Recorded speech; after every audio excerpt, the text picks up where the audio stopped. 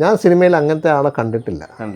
എൻ്റെ ഇത്രയും വർഷത്തെ അനുഭവത്തിൽ നസീറിനെ പോലെ ഒരു കരിസ്മാറ്റിക് ആയിട്ടുള്ള, അതായത് വെറുതെ കാണാനുള്ള ഇതല്ല പറഞ്ഞത്, ഇപ്പോൾ പ്രവൃത്തിയിലും അദ്ദേഹത്തിൻ്റെ പെരുമാറ്റത്തിലും എല്ലാം he was an outstanding personality.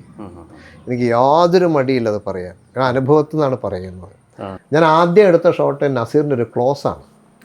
അപ്പോൾ ജീവിതത്തിൽ ആദ്യമായിട്ട് ഞാനൊരു ക്യാമറയിലൂടെ നോക്കിയിട്ട്, മിച്ചൽ ക്യാമറയിലൂടെ നോക്കിയിട്ട്, മിച്ചലിൻ്റെ ഒരു പാരലക്സ് വിഷനാണ്, അതിൻ്റെ വ്യൂ ഫൈൻഡർ ഡിഫറെൻ്റാണ്. നമ്മൾ കാണുന്നത് ലേശം വ്യത്യാസമുണ്ടോ, പാരലക്സ് ആണ്.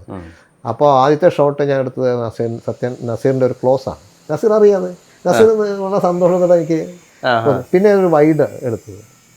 ഈ 2 ഷോട്ടാണ് ഞാൻ ആദ്യമായിട്ട് സിനിമയിൽ ഡയറക്ടർ എന്നൊക്കെ സ്ഥാനത്ത് നിന്നുകൊണ്ട് മക്കളുടെ തോളത്ത് കയറ്റി നിൽക്കുകയാണ് എടുക്ക് പറഞ്ഞിട്ട്. അത് ഇതൊക്കെ എവിടുന്ന് കിട്ടാനാണ് ആ സന്തോഷം, ആ സ്നേഹമൊക്കെ? ഭയങ്കര ഇൻവോൾവ്മെൻ്റാണ്. അത് കഴിഞ്ഞ് ഞാൻ അന്നത്തെ ഷൂട്ടിങ് കഴിഞ്ഞ് പുറത്തിറങ്ങിയിട്ട് ഞാൻ വിശന്ന് ഭക്ഷണം വാങ്ങിക്കാൻ വേണ്ടിയിട്ട് ഓടുകയാണ്. ഭക്ഷണം വാങ്ങിക്കാൻ വേണ്ടി പ്ലേറ്റിൽ ഇഡ്ഡലിയൊക്കെ വാങ്ങിച്ച് ഇരിക്കുമ്പോൾ എൻ്റെ തോളത്തൊരാൾ കൈവയ്ക്കുകയാണ്. അത് നസീറാണ്. നസീർ ഒന്ന് തോളത്ത് കൈവച്ച് കാണുമ്പോഴാണ് ഞാൻ നസീറാന്ന് മനസ്സിലാക്കുന്നത്. അപ്പം അദ്ദേഹം എന്ത് സൗമ്യമായിട്ട് എന്നോട് കാര്യങ്ങളൊക്കെ ഈ ഷോട്ടിനെ പറ്റിയൊക്കെ സംസാരിക്കുന്നത്. എൻ്റെ കൂടെ ഇങ്ങനെ തോളിൽ കേട്ട് ഇങ്ങനെ നടന്നു. അദ്ദേഹം ആ സിനിമയെക്കുറിച്ച് ഒരുപാട് കാര്യങ്ങൾ ചോദിച്ചു, അതിന് വരാൻ പോകുന്ന ഭാഗങ്ങൾ ചോദിച്ചു. അദ്ദേഹത്തോട് പറഞ്ഞുകൊണ്ടിരിക്കുമ്പോഴാണ് വാസ്തവത്തിൽ ഈ കഥയുടെ ബാക്കി ഭാഗങ്ങൾ ഞാൻ ആലോചിക്കുന്നത്.